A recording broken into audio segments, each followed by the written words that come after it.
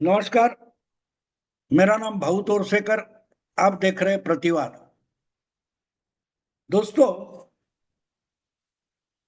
राहुल गांधी ने पिछले कुछ दिनों में बहुत सारा बवाल खड़ा कर दिया है। लेकिन अब बारीकी से देखे और समझे तो बवाल मीडिया में ज्यादा है, जमीन पर कुछ भी नहीं। जमीनी हकीकत हम देखें। अब इन्होंने परसों जो कुछ वोट चोरी का घोटाला वगैरह वगैरह पावर पॉइंट प्रेजेंटेशन किया, मैंने हिंदी से लेकर मराठी या अलग अलग भाषाओं में रास्ते पर घूमने वाले लोगों के जो इंटरव्यू यूट्यूब पर दिखाए गए, उसमें समझ में आता है कि राहुल गांधी क्या बकवास कर रहा है उसका लोगों को पता तक नहीं और लोगों को परवाह भी नहीं है। तो जो कुछ बवाल है, राहुल गांधी जो बवाल खड़ा कर देते हैं, वो सिर्फ मीडिया में होता है, जमीन पर बिल्कुल नहीं होता। जमीन पर बिल्कुल नहीं होता। जमीन पर चर्चा चल रही है, अमेरिका टैरिफ लगाएगा तो क्या होगा, हमारा नुकसान होगा, भारत का नुकसान होगा।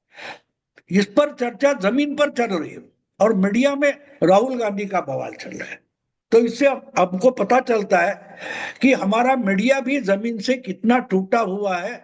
शायद राहुल गांधी से भी ज्यादा जमीनी अनुभव से टूटा हुआ कोई है तो भारतीय मीडिया है, क्योंकि यहां जोर शोर से चल रहा है।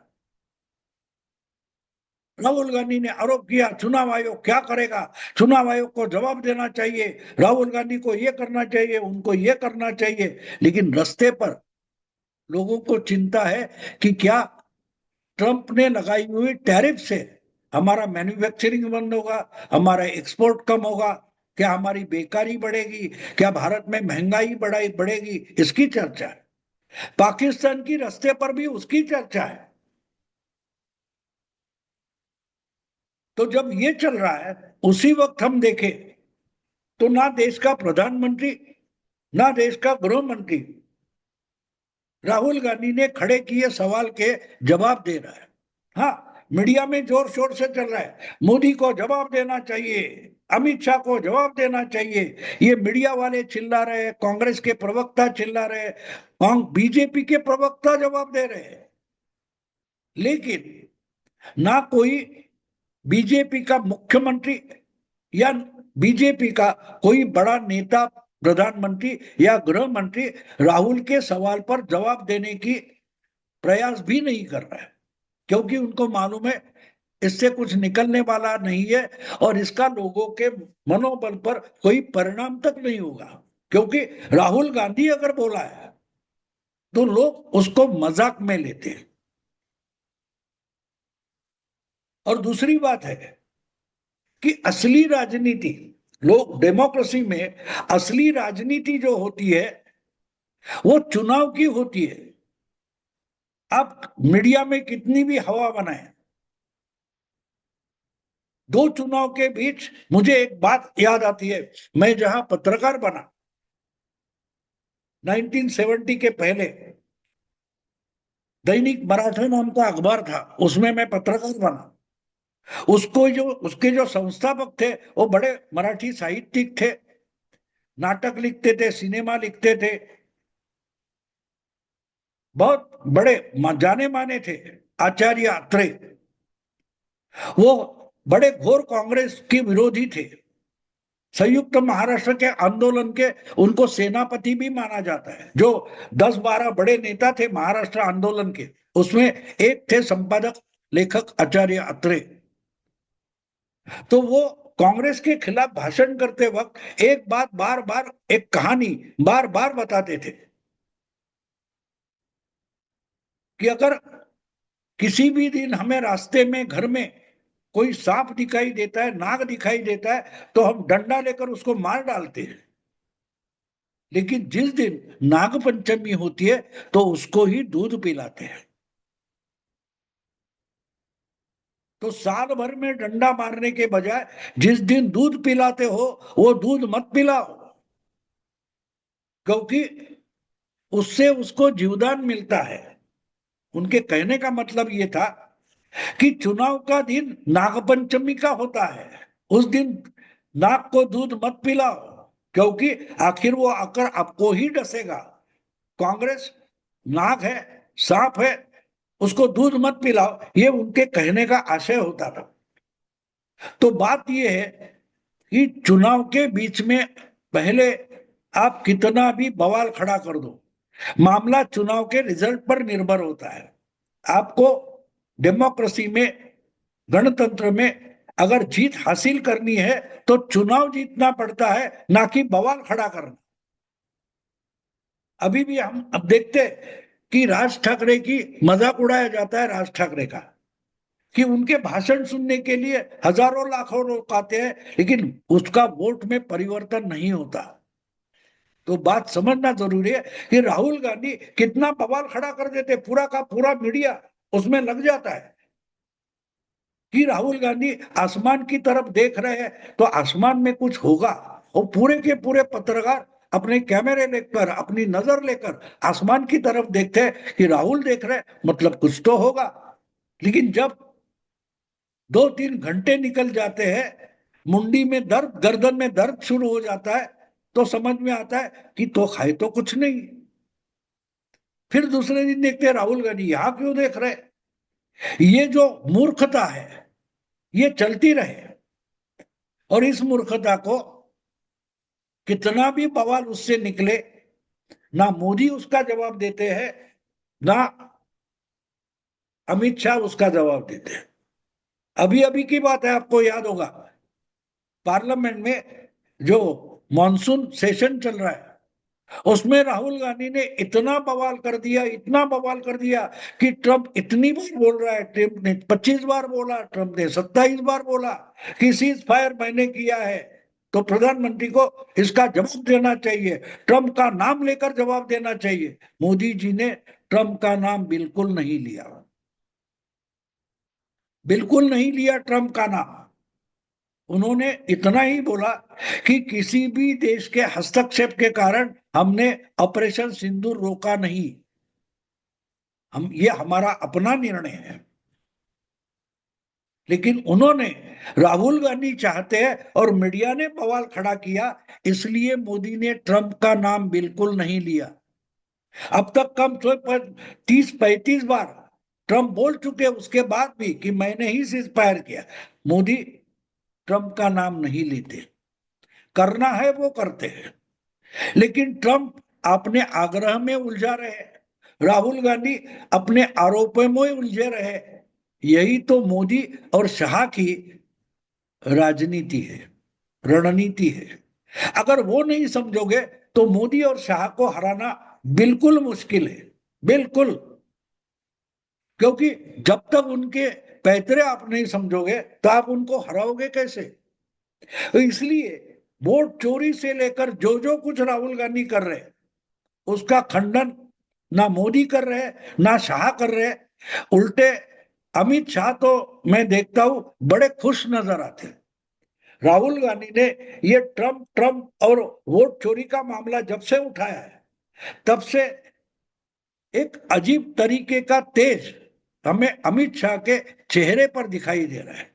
और जब मैं वो तेज क्यों आया है ये सोचने की कोशिश करता हूं, तब मेरे दिमाग में आता है कि अगर राहुल गांधी बिहार का चुनाव बीजेपी के लिए आसान कर रहे हैं तो कौन खुश होगा। खुश तो अमित शाह होंगे, क्योंकि बीजेपी की तरफ से चुनाव जीतने की सबसे बड़ी जिम्मेदारी अमित शाह पर है। अमित शाह सिर्फ गृह मंत्री नहीं है, भाजपा के चाणक्य करके उनको माना जाता है।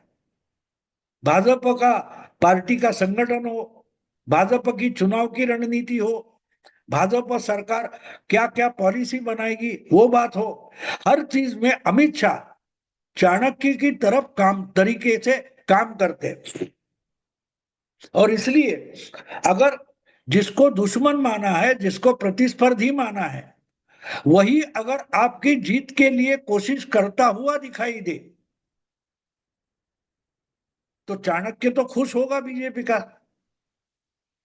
अब देखिए, मैं बोल रहा हूं वो तारीख 10 अगस्त है, और शायद 10 नवंबर तक बिहार के चुनाव खत्म हो चुके होंगे।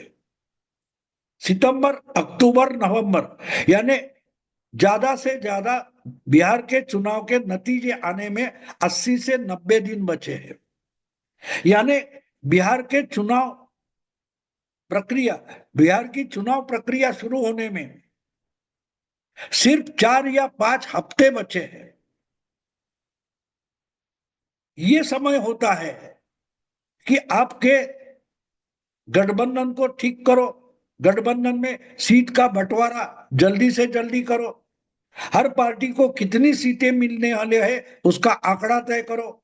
उसके बाद जो सीटें आपने किसी मित्र दल को दी है वो सीटें कौन सी है वो स्पष्ट करो। तो उस पार्टी को अपना कैंडिडेट तय करना आसान हो जाता है और उस कैंडिडेट को और उस पार्टी को उस चुनाव क्षेत्र में प्रचार करना आसान हो जाता है। अगर आप यानी लालू और तेजस्वी और क्या बोलते हैं राहुल गांधी या कांग्रेस बिहार के चुनाव के लिए सीट का बंटवारा नहीं कर पाए, उस पर कोई निर्णय भी नहीं कर पाए, तो ये कब होगा? उसके लिए टाइम कितना बचा है? और वो टाइम अगले 4, 5, 6 हफ्ते का वो चुनाव की तैयारियों में लगाने के बजाय अगर राहुल गांधी ट्रंप के मामले में उलझे रहे, वोट चोरी के मामले में उलझे रहे और अपने साथ साथ बिहार की जो अलग अलग पार्टियां उनको भी उलझाते रहे, उनके साथ जो मीडिया है उनको भी उलझाते रहे, तो बिहार का चुनाव मानो आज ही बीजेपी ने जीत लिया है। तो इसका तेज किसके चेहरे पर दिखाई देगा? अपने आप अमित शाह के चेहरे पर आएगा। क्योंकि बीजेपी में अगर चुनाव जीता जाता है तो उसका सेहरा हमेशा अमित शाह के सर पर बांधा गया है पिछले 8, 10 साल में। तो बात साफ है, राहुल गांधी जो भी कुछ कर रहे हैं उससे अमित शाह खुश नहीं होगा तो कौन खुश होगा? ट्रंप होगा या शहबाज शरीफ खुश होगा? बिल्कुल नहीं। अगर 10 हफ्ते में बिहार का चुनाव खत्म होने वाला है, वोटिंग से लेकर मतगणना तक अगले 10 हफ्ते में अगर चुनाव खत्म होने वाला है, तो बिहार के चुनाव में जो कूदना चाहते हैं ऐसी पार्टियां, नेता, उम्मीदवार सबके लिए अगले 4 हफ्ते, 3 हफ्ते बहुत क्रुशियल होते हैं। आज से लेकर नहीं, आज के 2 हफ्ते पहले से लेकर। लेकिन वो टाइम अगर राहुल गांधी अपने लिए और अपने मित्र पार्टियों के लिए खराब कर रहे हैं, तो उनका जो विरोधी दल है बीजेपी है और उसका नेता है अमित शाह, तो उसको तो खुश होना पड़ेगा ना। वो क्यों दुखी होगा और वो क्यों जवाब देगा? उल्टा अमित शाह ये सोचते होंगे कि ये बवाल राहुल गांधी और 1, 1.5 महीने तक चला है, जब तक चुनाव आयोग बिहार के विधानसभा चुनाव का टाइम टेबल डिक्लेयर नहीं करता कि भाई इस दिन से प्रक्रिया शुरू होगी, इतने राउंड हो गए, पहले राउंड में इतने चुनाव क्षेत्र है, उस चुनाव क्षेत्र में इस दिन से पर्चा भरना शुरू हो जाएगा, इस दिन इस तारीख को पर्चा भरने की टाइम खत्म हो जाएगी, उसकी छटनी कब होगी, उसके विड्रॉल का उसका वोटिंग कब होगा, दूसरे दौर का वोटिंग कब होगा, उसकी तारीख क्या है, पर ये सब जो डिक्लेयर होगा वो शायद मैं मानता हूं कि इस महीने के अंत में या अगले महीने के शुरुआत में उसकी घोषणा होगी। मतलब अगस्त के जो 3 हफ्ते बचे हैं वो चुनाव के लिए, बिहार विधानसभा के चुनाव के लिए बहुत क्रुशियल है। अगर ये 3 हफ्ते राहुल गांधी वोट चोरी, वोट चोरी, वोट चोरी, ट्रम्प ट्रम्प ट्रम्प लेकर बैठ जाएंगे और उसमें अपने सब साथी दलों को, पर्टिकुलरली तेजस्वी और लालू प्रसाद की आरजेडी को उसमें ही उलझा कर रखेंगे राहुल गांधी, तो फायदा किसका है?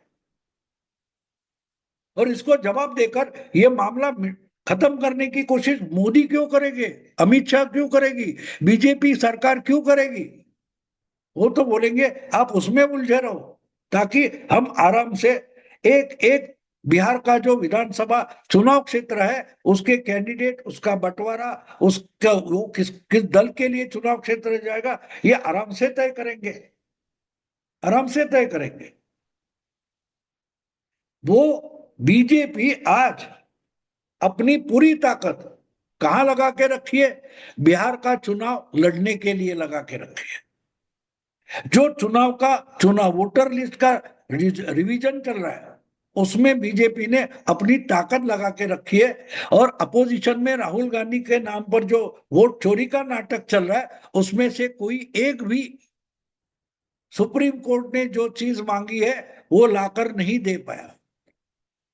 जो एसआईआर, जो वोटर लिस्ट का रिवीजन है उसके बारे में जो सुप्रीम कोर्ट में याचिका की गई थी, तो सुप्रीम कोर्ट ने बताया था कि भाई कहां गलती साबित करने वाले या किसी का गलती से नाम काटा गया, ऐसे 15 लोगों को लेकर आ जाओ, 15 लोगों के नाम और वोटर लिस्ट आ जाओ, और हम इस पर स्टे दे सकते हैं। आज तक कम से कम 3-4 हफ्ते हो गए, कोई भी राहुल गांधी के खेमे का या इंडी अलायंस के खेमे का सुप्रीम कोर्ट में वो सबूत लेकर नहीं पहुंचा है। वो लगे बवाल करने में लगे। तो अमित शाह ये बवाल क्यों रुकने देंगे?